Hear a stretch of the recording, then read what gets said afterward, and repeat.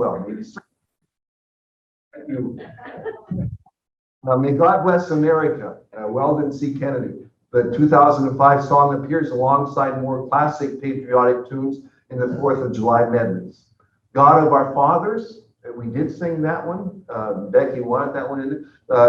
Also known as the national hymn, written by Daniel Crane Roberts and George William Warren. I gotta slow down here. The hymn was written in honor of the Centennial Independence Day celebration. So that'd be 1876. We're coming close to the 250th. I don't know what that's going to be called, right? The bicentennial was 200. So, and we're not the tricentennial yet. So there's a word for that, a Latin word. I don't know what it is. If any of you know it, you can say it. A patriotic salute, Linda Stevacek, in military parade and marching band style. The composition includes lines from tunes like When Johnny Comes Marching Home Again.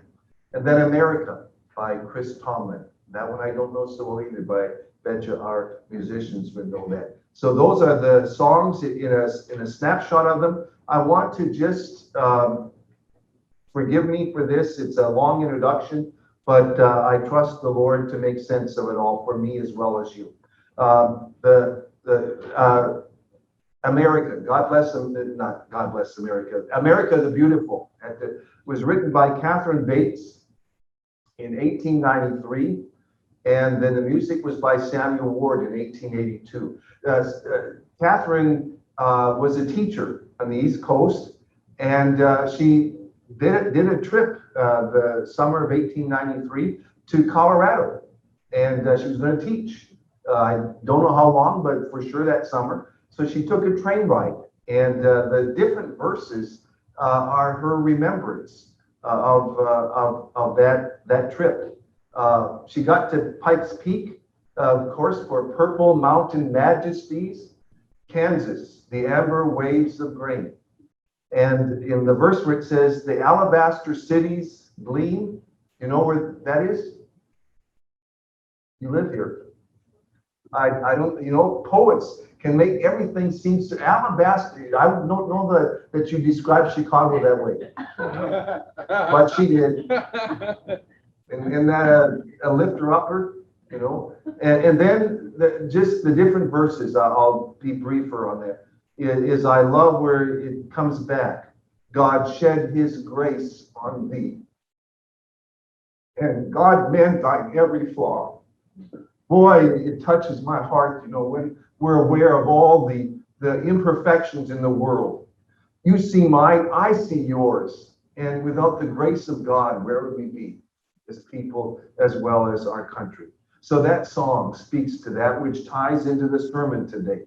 The Lord help me with that. It's part of Jeremiah. If you look at the isagogics, you know, the story behind the scriptures, they're not sure as to who wrote Lamentations, but they're pretty convinced it was Jeremiah.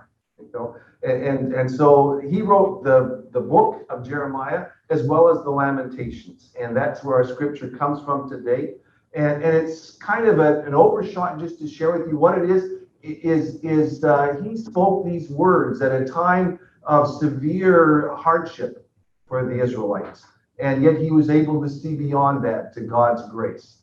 And as I think about that, in 1931, going back to 1931 again. Between 1931 and 1935, way out west, the Hoover Dam was constructed. Hard to believe at 90 years old. There's a sidewalk. I've never been there. My sister has been there with relatives and so on. Someday maybe Bea and I can visit there. It's on my bucket list. There's a sidewalk, I'm told, on top of the dam, and on one side you can see Lake Mead, and on the other the face of the dam. You can't help when you're there, you can't help but feel the great power and productivity at that site. Amazingly, such power rose from a time of crisis in America. Years of the Great Depression. What are we going to do? Well, we can cry about it. Let's build a dam. Let's do something about it, right? So workers from 47 states. I didn't research what was the one state where nobody came from. I don't know. 47 states, because we didn't have Hawaii and Alaska back then, right? So 47 states. I'm sure there would have been one somewhere that they would have sent somebody to. They made Southern Nevada their home, and out of their suffering, it was hard work. There came to be for a decade the tallest dam and largest hydroelectric plant in the world. A time of great suffering became a time of great rejoicing for the country when that dam was finished. Jeremiah is like me in so many ways. I can't help it the way that I'm put together as a human, as a male, as well as a pastor. In Lamentations, you see Jeremiah especially, where his heart was on his sleeve. That's the way I think in my relationship to God. I can't just talk about the word and that's the story. You know, it comes out from my heart. And Jeremiah was that way. In his book, as well as the Lamentations, I know many quotes because I've lived them. I'm not going to speak your word anymore because it gets me into trouble. Nobody believes you, and they get upset with me. I'm not going to say another word. And then your word becomes like a fire in my bones, and I can't keep it in. And you know that feeling that Jeremiah speaks for all of us, doesn't it? And so he talks with his heart on his sleeve. And there's a couple of little messages that I had to twist and turn. And it's not the easiest sermon to work through again for me for some reason this time. I had to tweak and twist and turn and so on. But there's two messages with God's help I want to share with you today. I'll tell you what they are. One is personal and impersonal. Personal and impersonal. The other one is humility and pride. What do I mean by the personal, the impersonal? Well, the impersonal is too far, really. But this was a personal scripture that Jeremiah shared. If just a little bit of background to the book of Lamentations, it's an interesting book. The chapter 1, verse 1 begins with the Hebrew word echad. Aleph, Yod, Kaf, and then a hey. That's really something to remember my Hebrew for that.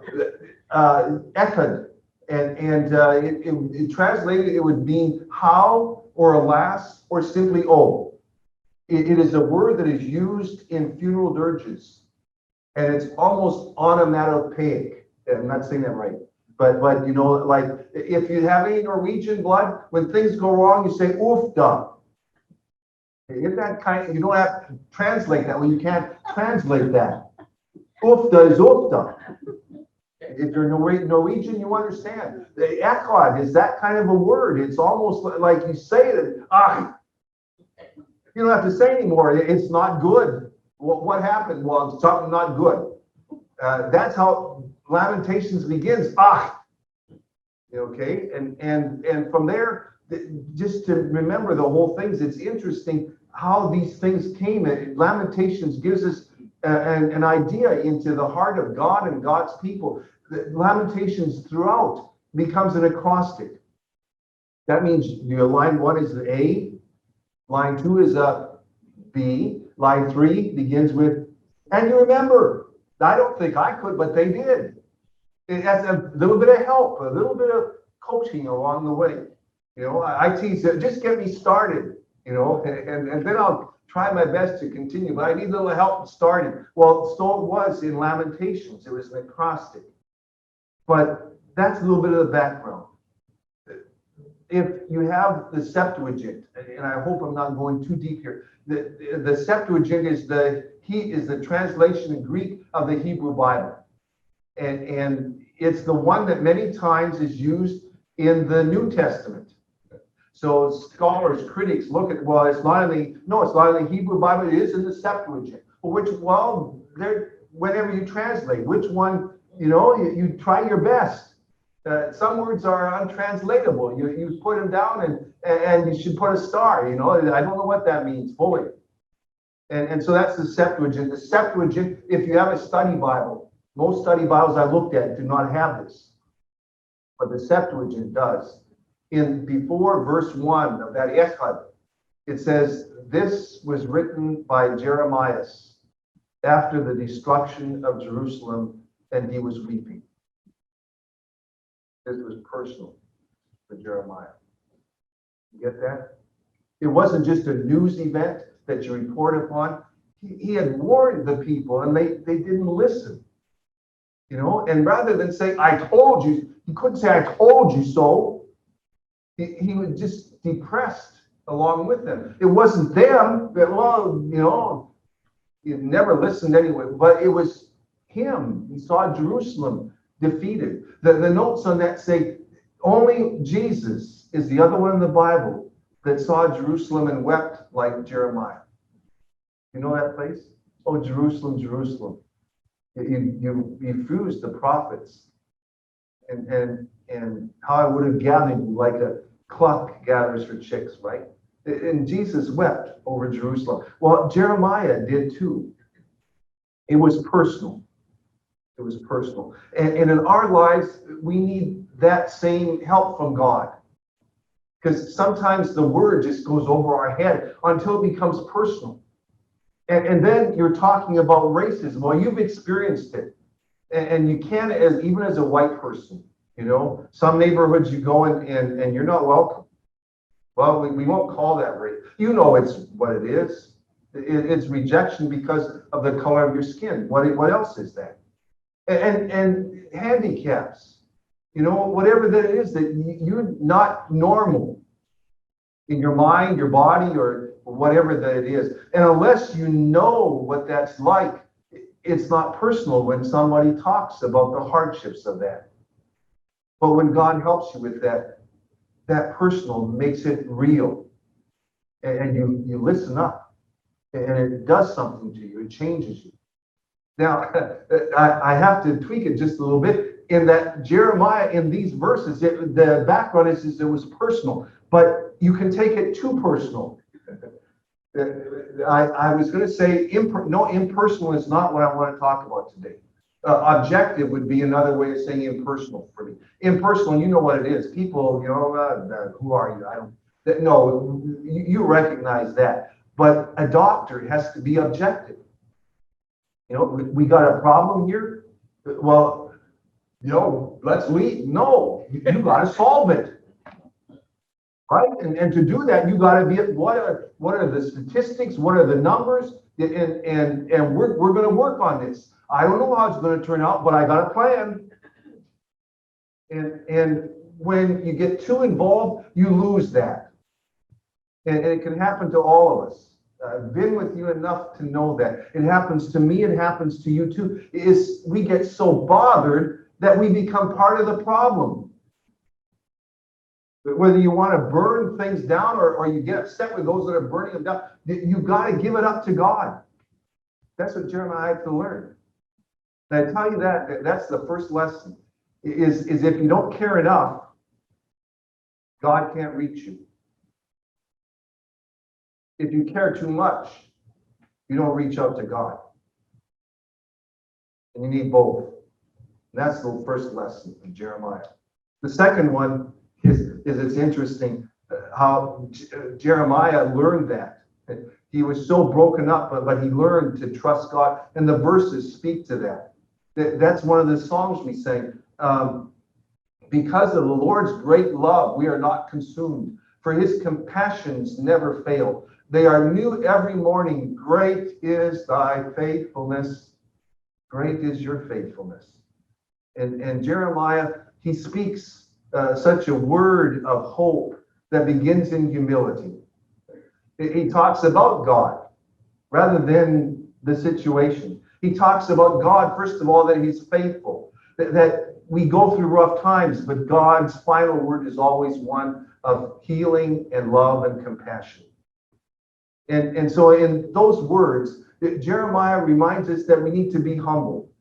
In fact, that's how it begins. Did you catch some of those words? Let him sit alone in silence, for the Lord has laid it on him. It is good for a man to bear the yoke while he is young. Let him bury his face in the dust, there may yet be hope. What Jeremiah is saying is when you've been hurt, be humble, accept it. Take your punishment like a man, like a woman, right? Whatever that, take your punishment. That's not like our world today. I have to tweak this a little bit. Jeremiah is talking about humility. Well, what's the opposite? It's pride. We're not aware of our pride, and yet it's all around us. People go through suffering. They didn't deserve it. He was such a good boy. He didn't deserve to be treated that way. And the reverse is, isn't it when something good happens, I must be doing something right. If good things happen, we know it's because of us. When bad things happen, I didn't deserve that. Talk about pride. You betcha you did, and maybe a bit more than that. I wrote this down, not all of us are that way, but you see it in the extremes. And what are the extremes today of that pride? Well, we want to burn things down. That's of the devil, he destroys.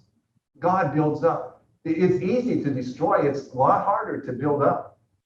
And my only hope is that someday when everything's burned down, all those of us that are saints will gather together and say, we don't want to live this way. And the devil will be destroyed with the help of God. But again, for those that are so filled with pride, the better word would be arrogant, I guess, right? I didn't deserve that.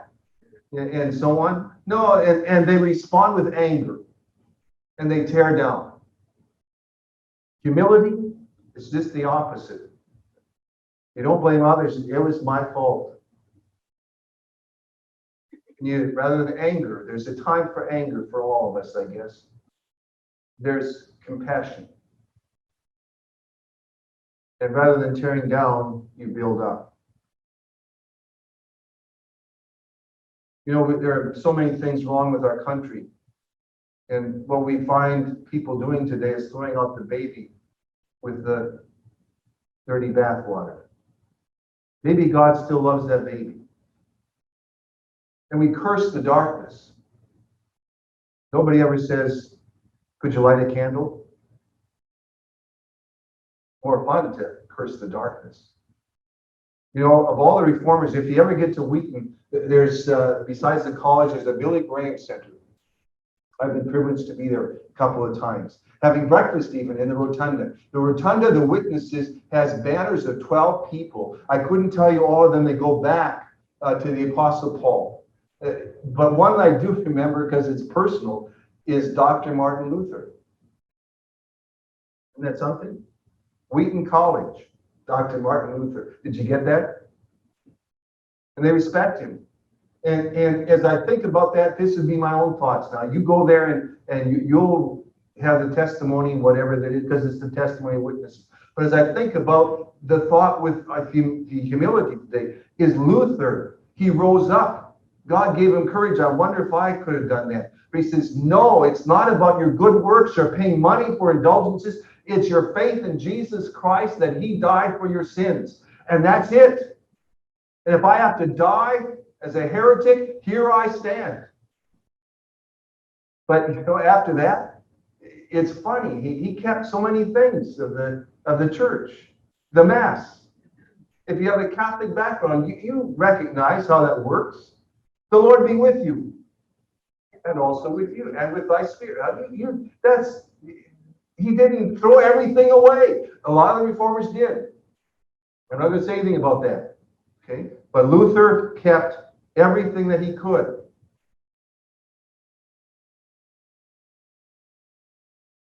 The videos from the 9/11, the journalists picked up on it, the positiveness. And I pray every day that God would help me with that. As I tweak the sermon, I write it, and then I tweak it Saturday night until midnight. Then I go to bed.